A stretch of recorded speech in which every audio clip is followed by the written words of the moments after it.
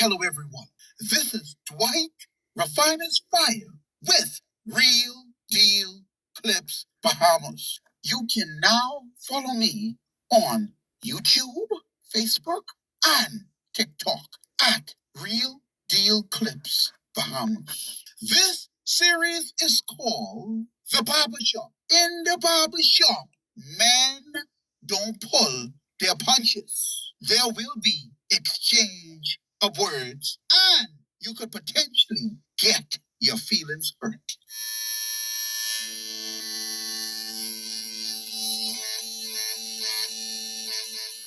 So when they first started with the BRICS, America laughed at them, and the European countries, they laughed at them. They, this is some type of pet project or whatever. And then when they lost Enbridge, because a country that's part of the Western Alliance, which is the American system, they actually developed the Enbridge system because they thought it was a pet project by BRICS, and they thought it wasn't going anywhere. But in the background, you had Russia, China, India. They were developing this currency called the unit.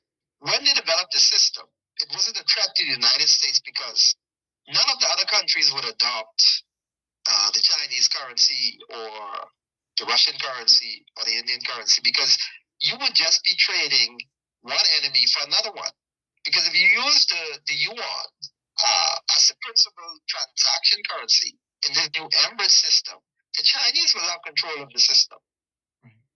So I don't think India or Russia or South Africa would have gone on board with that, because you're just trading one enemy for another. Nothing changes. Right. But the enticing thing to do transactions with this Enbridge system, you have lower cost, transactional costs. So when a transaction in the SWIFT system is costing you 3 to 4% on the transaction, right? And this new Enbridge system, you're talking about fraction of a percent, and everything is below 1%. Because it's a blockchain system. And the transaction takes you seconds, not days. And you have a currency that no one person can manipulate or take control of. And the way they initially started the platform is they did what you call a dry run. So, well, they launched it in early 2024 with, what you call trial transactions and all of that. The transaction sizes started to increase. And then they got Saudi Arabia on board because China purchases most of its oil from Saudi Arabia. And 90% of the transactions in 2025, and don't forget, China is the largest consumer of oil. And 90% of those transactions between the Saudis and the Chinese was done in the yuan. And it was done outside of the SWIFT system. So guess what? Inflation is happening in America now because they can't sell those treasuries to the Chinese. The Chinese offloading treasuries. Right. So America, they can't keep printing money because there's nobody to buy it. Right. There's no demand for it. And the Chinese represented the largest demand for U.S. treasuries in the world. But now the Chinese have their own system where they don't need the U.S. currency. And their new currency is backed by hard assets. Right. They're going back to the gold standard. They're going back to gold standard plus commodities. So in the past, we had, before the Bretton Woods system, money was backed by hard gold. You actually had to have the gold in the vault before you could print the money. Right. So if you printed $1 trillion worth of currency, you had to have $1 trillion worth of gold in the vault. But Nixon took America off that standard. And now the U.S. currency isn't backed by anything. There's no gold in the vault. There's no gold in the vault. There's no gold in the vault. And I think people have the wrong idea about money. So if you hold $1 in your hand, right? $1 is only a claim on something, It's the same thing like when you purchase a contract to have a claim on something. That's what money represents. Let me break it down some more. So if you have $10 in your pocket, right, that $10 have to serve a purpose. Right. That's a contract that you use to go in a store and acquire goods. That's a contract. That's a claim on something.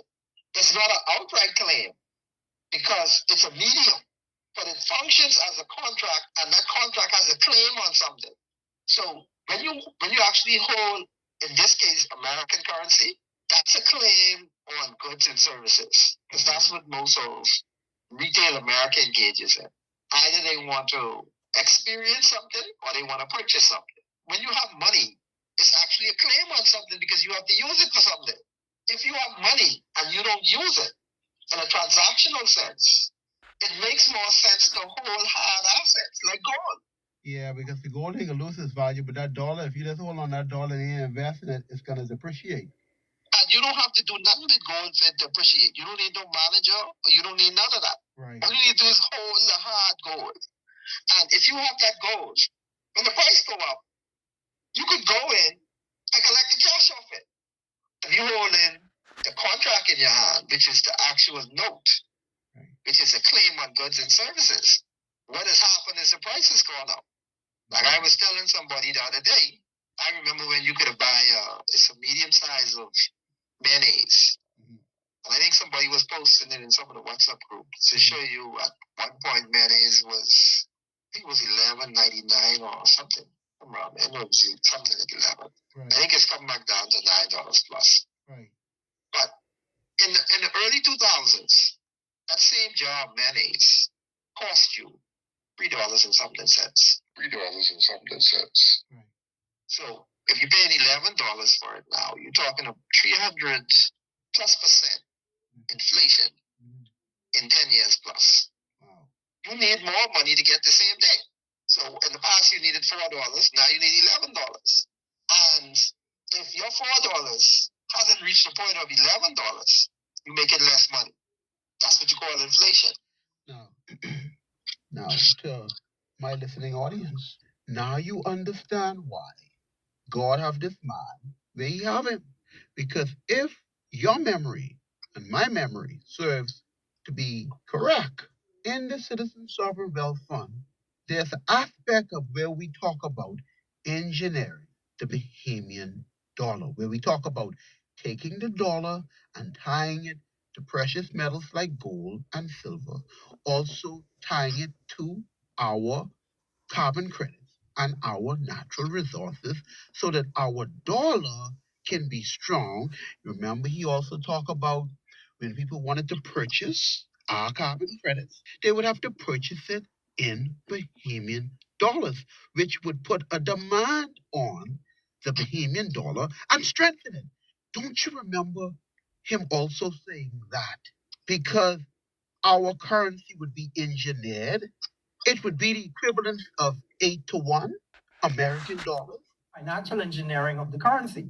Yes. So what you can do is you can say, okay, whoever comes into the Bahamas and wants to purchase those carbon credits from us, Yes. they have to purchase them in what they call Bahamian dollars, B dollars. And then you can engage in a measure of floating the currency. So you would have a situation where you would have, I think our GDP right now is about $13 billion. Yes. The value of the carbon sinks in the Bahamas, based on the study done by the University of Michigan, is $156 billion every year. So now you have the potential to sell $156 billion worth of carbon credits every single year. Okay. But if those carbon credits are being purchased in Bahamian dollars, and you only have $13 billion worth of Bahamian currency floating around, Okay. the value of the Bahamian currency naturally has to go up in value. The value of the Bahamian currency naturally has to go up in value. Yes, it would.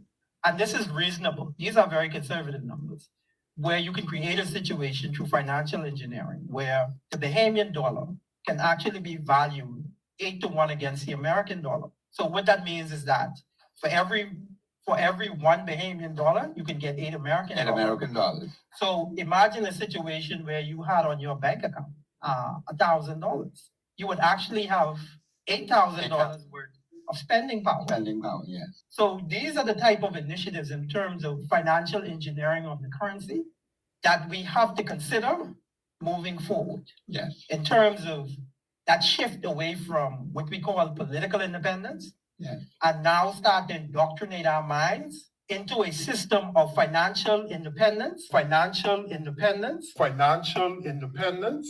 and setting up the proper structures to accomplish that. Now you understand the insight and how he could say what he said. But there is something more eminent at play. We always boast of having a dollar, 1-to-1, a Bahamian dollar, Right. measured 1-to-1 with the US dollar. Uh-oh. And that has benefited us in the past. So what happens when the American dollar, and it's already started happening, because if you go to America and you see a level of inflation that's going on, the dollar is losing its purchasing power. It has lost a lot of its purchasing power. And because we pegged to that US dollar 1-to-1, whatever the Americans experience, we will experience that in the Bahamas. We are tied at the hip under the present circumstances that we find ourselves in. While this global shift is happening, and I believe that it's going to be the greatest transfer of wealth in human history. And the transfer of wealth will play out this way. The people who are holding paper, they're going to lose their shirts. And the people who are holding real assets that people could use, that the world needs, the wealth will be transferred from that $38 trillion of paper contract that the US have right now. And all of that is going to get transferred to countries that are holding actual assets that you can feel and you can touch. Because a paper is only a claim on something. And I'd rather have the real thing than to have a claim on something. I'd rather hold that thing in my hand, so push come to shove, and I got to go run, and there's a run on the bank, and the money becomes worthless. I'm holding something in my hand of value, and I can battle with that. But when the money loses its value, what are you going to battle with? Nobody wants it. And we're moving into an era where, well, we're already there, where there's no demand for the US currency. And Trump's last move into Venezuela. Also late and breaking, his move on Iran is a clear indication of the level of desperation that the old global system is hanging on to preserve their status as the superior currency in the world. Those days are gone.